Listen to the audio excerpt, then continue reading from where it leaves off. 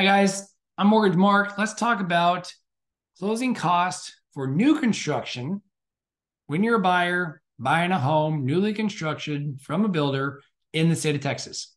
So I put all those qualifiers on that just so you know that if you buy in another state, it may be different.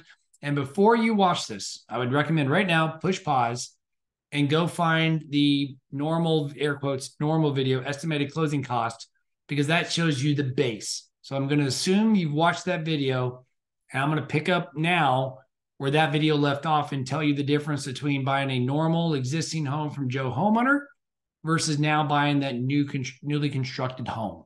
So again, check out that video. It talks about prepaids and all the other stuff that goes with it. So what we're going to do now is go through kind of the overview of what's different. So you're buying a home from a builder, the closing cost, as far as the actual fees, whether or not you pay them or not, to be determined, right? But I will tell you, they do exist. So somebody's paying for them, whether it's you or the builder, somebody or the realtor even, somebody's paying for these costs. So I just want you guys to understand what that looks like.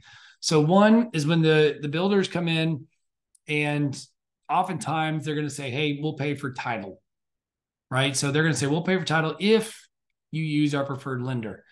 I hope that's us, right? We do work with a lot of builders and wonderful builders. But if we're not, that's okay. Let us know if you're working with another builder. Chances are, I'd say 8 or 9 times out of 10, we're not going to get that business because that's a lot of money. But feel free to forward us anything you guys have seen out there. If you're shopping with another, lender and builder combo, we'll be happy to chat. Literally, guys, it takes me all of like 60 seconds. So I'm happy to just say, hey, you're good or not good. Send it over. We'll talk through it. If we can earn the business, we will. But just understand that title policy, that's a big one. So in Texas, that could be a big number. And down below somewhere, we'll even tell you how to calculate that at the time of this video. So those can change every once in a while, but this should get you a pretty good ballpark figure as far as what to expect when buying a home in Texas, getting a title policy, how much that could mean to you. So if the builder's paying for it, good for you. If they're not, you'll have to pay for it.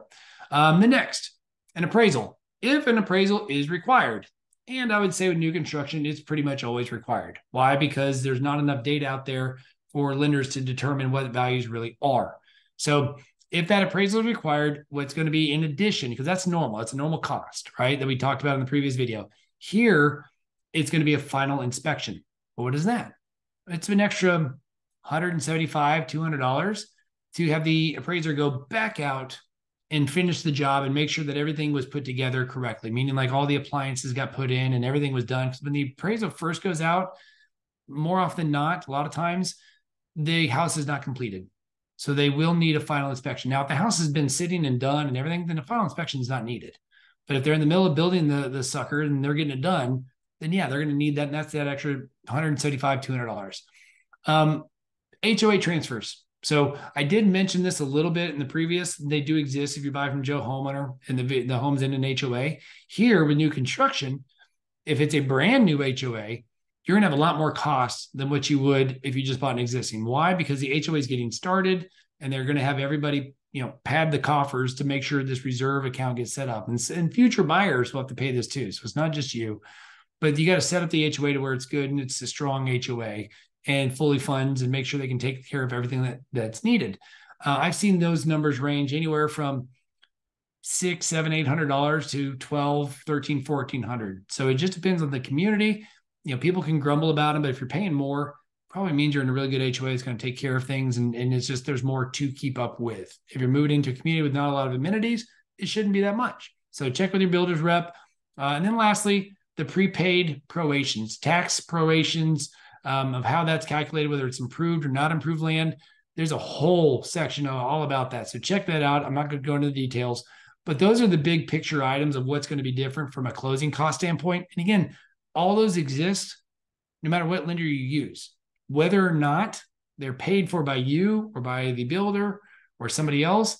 That may determine who you use for financing. So if we're the preferred, please reach out to us. We'll be happy to answer any and all questions. Even if we're not the preferred lender and you're building with somebody else, absolutely reach out to us. We'll be happy to look over everything, shoot you straight. And maybe if we can't win this one, we'll win the next one. So guys, take care. Thanks for watching. And remember, when you think mortgage, think Mark.